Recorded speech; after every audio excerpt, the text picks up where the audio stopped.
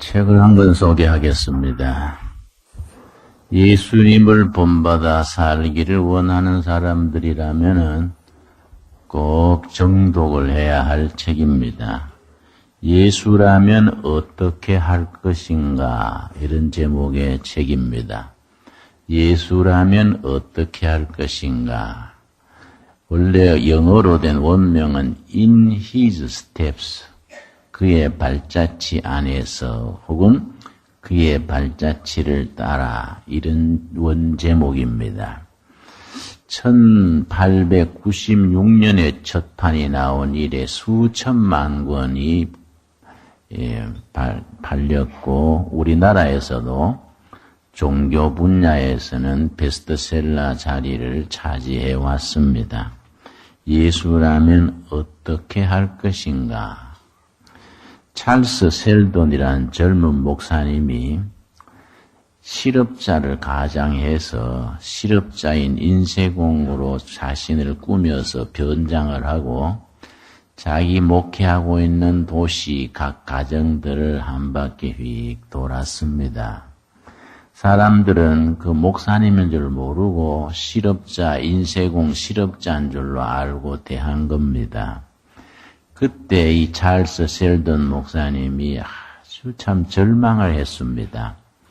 자기 교회 교인들이, 그 도시의 크리스찬들이 가난하고 의지할 데 없는 실업자 인쇄공을 향해서 너무 냉정하고 너무 무관심하고 그런 모습에 자기가 충격을 받았습니다.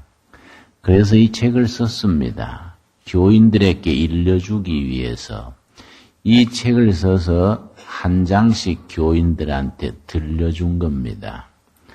그래서 예수라면 어떻게 살 것인가라는 제목이 어디서 나왔느냐 하면은, 우리가 교회 생활하고 사회 생활, 가정 생활, 직장 생활이 이게 맞아떨어지질 않는다. 교회에서는 좋은 말씀, 믿음, 사랑 다 얘기를 하는데 직장에서나 가정에서나 사랑이 우러나오지를 못하고 정말 믿음이 살아서 움직이지를 못한다. 그런데 이 책의 주제가 뭐냐면은, 우리들 신앙인들이 삶의 현장에서 무슨 일을 할 때든지 이 일을 예수님이라면은 어떻게 하실까?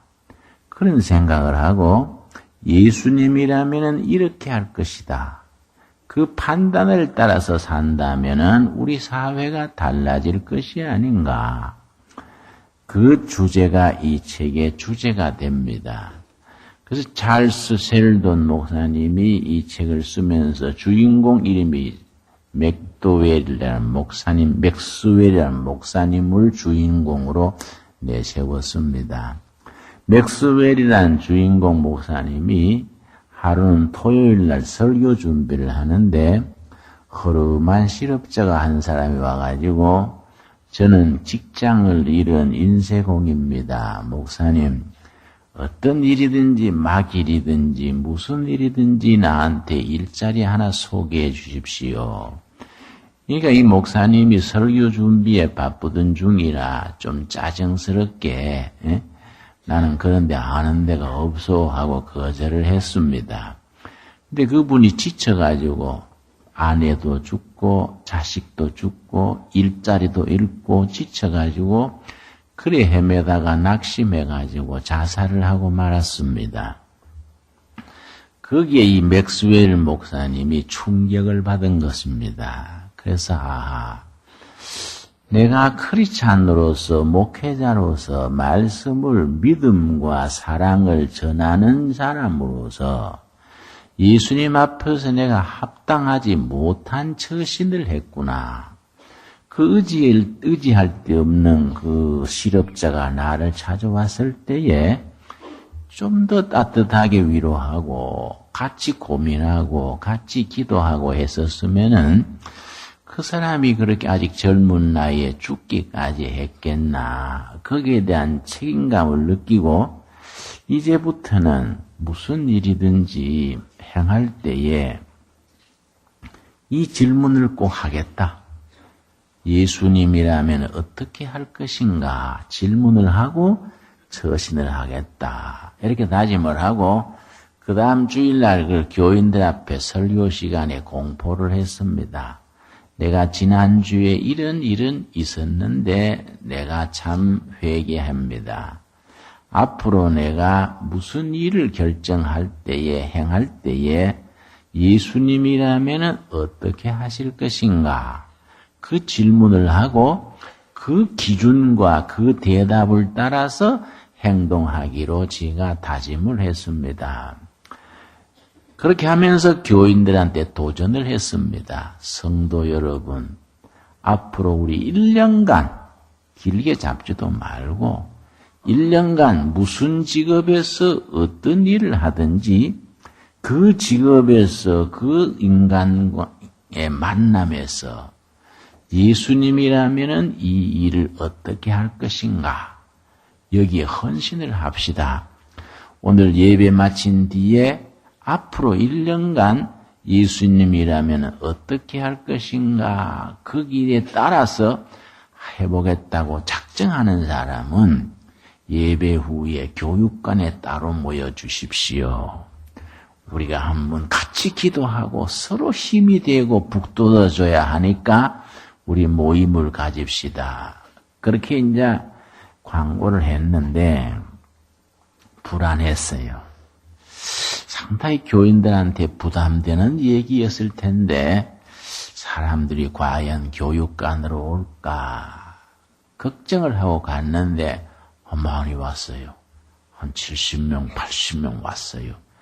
그 중에는 신문사의 사장도 있고 기업체 사장님도 있고 주부도 있고 교사도 있고 신문 기자도 있고 고루고루 있는 겁니다. 그분들하고 이제 같이 목사님하고 같이 손잡고 기도하면서 우리가 앞으로 1년간 무슨 일을 결정할 때, 무슨 일을 행동할 때 이 일을 예수님이라면 어떻게 하실까? 그 기준을 가지고 우리가 행동하기로 합시다. 이 일을 위해서 서로 격려해주고 북돋아주고 중복기도 해주고 서로 힘이 돼줍시다. 이렇게 이제 시작이 된 겁니다. 그런데 이제 신문사의 편집장이 옛날에는 자꾸 나쁜 기사 많이 내지 않습니까? 그 뒤로는 좋은 기사 내는 겁니다. 무슨 기사 누구를 비판하고 그런 책 잡을 기사를 쓸 때 기사를 신문에 실기 전에 마음속으로 묻는 겁니다. 예수님이라면 이 기사를 낼까 안 낼까? 그럼 입장이 달라지는 거지요. 또 기업체 사장님이 무슨 사정으로 종업원을 해고해야 될 때 마지막 해고 사인하기 전에 필기 도구를 들고 묻는 겁니다. 예수님이라면 이 일꾼을 해고할 것인가? 어쩔 것인가? 이런 걸 자꾸 하니까 조용하게 시작된 일인데 연못에 돌을 던지면은 파장이 일지 않습니까? 그런 파장이 일어난 거이지요. 그래서 그 도시가 바뀌어가는 하나의 시작이 됐다. 그런 내용의 책이 이 예수라면 어떻게 할 것인가? 이 제목의 책입니다. 여러분, 우리가 크리스찬으로 산다는 것에 있어 뭡니까? 크리스찬으로 예수님을 본받아서 산다는 것, 경건하게 산다는 것, 그게 어떻게 사는 것인가? 진지하게, 정직하게 물어볼 필요가 있습니다. 우리 신앙인에게 가장 중요한 게 뭐이냐? 정직한 거거든요. 얼마 전에 어떤 분이 나한테 묻기를 목회자가 가져야 될 덕목 중에 가장 첫째가 뭘까요? 물었습니다. 목사가 지녀야 될 덕목 중에 가장 중요하고 첫째가 하는 거. 그래서 내가 대답하기를 정직한 거지요. 정직. 설교 잘하는 것도 중요하고 행정 잘하는 것도 중요하고 인간관계다. 원만한 것도 다 중요한데 기본적으로 정직성이 없으면은 이건 참 골치 아픈 거이지요. 기본적으로 정직해야 합니다. 네, 그런 말을 한 적이 있습니다. 여러분, 사람이 사람답게 사는 데에 기본이 있지요. 이런 걸 갖춘 사람이 사람다운 사람이다. 마찬가지로 크리스찬이 크리스찬다운 크리스찬이 되는 데는 갖춰야 될 기본이 있습니다. 요것을 갖췄을 때에 그 사람이 크리스찬다운 크리스찬이다. 그렇게 말할 수 있는 기준. 나는 그걸 오늘 3가지로 얘기하려고 합니다. 3가지. 첫째로 자유함이 있어야 되고 무슨 일이든지 인간관계든지 당당해야 돼요. 자유함이 있고 당당해야지 기죽어 지내고 눈치 보고 요령 부리고 이해타산에 따라서 눈알 굴리고 이렇게 불편스럽게 사는 거는 크리스찬답지 못하다 이거지. 비록 손해를 보더라도 때로는 욕을 먹더라도 자유함이 있고 당당하다는 것 참 중요하지요. 오늘 읽은 본문 말씀 요한복음 8장 32절을 한번 찾아보겠습니다. 요한복음 8장 32절 말씀. 예수님께서 그 제자들에게 이르신 말씀인데 먼저 31절을 제가 읽겠습니다. 그러므로 예수께서 자기를 믿은 유대인들에게 이르시되 너희가 내 말에 거하면 참으로 내 제자가 되고 예수님의 말씀에 거하는 예수님의 참 제자, 참 크리스찬이지요. 참 크리스찬이 되면은 어떤 점이 누리게 되느냐? 32절입니다. 진리를 알지니 진리가 너희를 자유롭게 하리라. 진리를 알지니 진리가 너희를 자유롭게 하리라. 자유함이 있다는 게 대단히 중요합니다. 무언가 체면에 세상 풍요에 사람한테 매이지 않고 이권에 매이지 않고 자유롭고 당당하다는 것. 그래서 36절 뭐라 그랬습니까? 36절 우리 한번 같이 읽겠습니다. 그러므로 아들이 너희를 자유롭게 하면 너희가 참으로 자유로우리라. 여러분, 예수님 안에서 자유함을 얻어 누리는 우리 둘의 가족들 되기를 바랍니다. 여러분, 방종 멋대로 사는 것하고는 질이 다릅니다. 멋대로 마음대로 사는 것은 방종이고요. 자유함을 누리는 것은 물 흐르듯이 자연스럽고 자유함이 있고 그 속에 중심이 있고 행복이 있는 겁니다. 자유한 사람이라야 진정한 행복을 누릴 줄 아는 거이죠. 아들이 너희를 자유롭게 하면 너희가 자유하리라. 그리고 당당해야 됩니다. 이 눈치 보고 저 눈치 보고 이래가지고 눈알 굴리고 그래 사는 사람들이 보면 참 불편해요.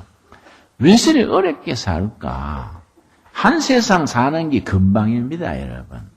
한 세상이 그냥 흘러가는 거인데 문득에 매이고 뭐 구속당하고 눈치 보고 쭈뼛거리고 할 말 못하고 하다가 속앓이하고 속병 걸리는 거이지요. 기다 아이다를 분명히 할 수 있어야 합니다. 우리 둘의 가족들이 꼭 암송하고 있어야 될 말씀이 있습니다. 마태복음 5장 37절입니다. 마태복음 5장 37절 말씀. 이런 말씀은 그저 입에 딱 익어가지고 생활 속에서 그대로 나올 수 있어야 됩니다. 마태복음 5장 37절의 말씀. 참 소중한 말씀입니다. 오직 너희 말은 뭡니까? 옳다 아니라 하라. 이에서 지나는 것은 악으로부터 나느니라. 옳은 건 옳다, 아닌 건 아니다. 분명해야 됩니다. 옳은 것도 아니고 아닌 것도 아니고 장소 따라 이권 따라 눈치를 보고 얼버무리고 사는 것은 성도로서는 이거는 아주 전병이지요. 너희는 내 말에 거하면 내 참 제자가 되고 진리를 알아서 자유롭게 되리라. 그러니 그 자유함을 누리는 사람들은 어떤 처지에 서든지 옳은 것은 옳다, 아닌 건 아니다. 당당하고 확실하게 그렇게 우리가 살아갈 수 있어야 됩니다. 그것이 축복된 삶이지요. 두 번째 우리가 크리스찬다운 삶을 사는데 중요한 게 뭐냐 하면은 살아가는 것이 좀 활기가 있고 힘차고 씩씩해야 됩니다. 예수 믿는다고 기죽어서 사는 사람들이 참 많습니다. 그래서 좋은 옷을 입었는데도 꼭 구물자 입은 것 같고 어깨를 툭 숙이고 땅만 내다보고 5분마다 주여 주여 그러면서 눈을 감았다 떴다고 그러나가면은 우리는 그런 사람 보면 닭살 돋아요. 닭살. 내가 어릴 때 어머니가 맨날 우리 어머님 권권사님이 니는 나중에 목사가 돼야 된다. 다도 그리 사서 내가 어머니 제발 좀 나한테 목사 되가라 하지 마세요. 나는 목사는 안 될 깁니다. 왜 그래? 네가 왜 목사가 안 되려고 하냐? 네가 될 건데 왜 자꾸 그러느냐? 그래서 아이 목사가 되면 남자가 남자답게 살지 못하잖아요. 왜 목사는 왜 남자답게 못 사냐? 어머니 그래서 우리 교회 목사님 보십시오. 권사님들 몇 명 앞세워가지고 신방 다니는데 보니까 성경도 조막산으로 어깨 딱 붙이고 고개를 바닥에 숙이고 권사님들 쫄쫄 따라가는 게 꼭 내시같이 아이고 그 사람 아들은 어떻게 낳은지 모르겠어요. 그래가지고 야, 그 겸손해서 그러지 겸손이 아니라 쪼다스럽지요. 뭐 내가 그런 얘기 나눈 적이 있습니다. 좀 당당하고 활기 있고 어디 가서도 분위기를 띄우고 이끌어갈 수 있는 그런 게 영적인 사람 아니겠습니까? 이해가지요? 왜냐? 성령은 능력입니다. 성령은 능력.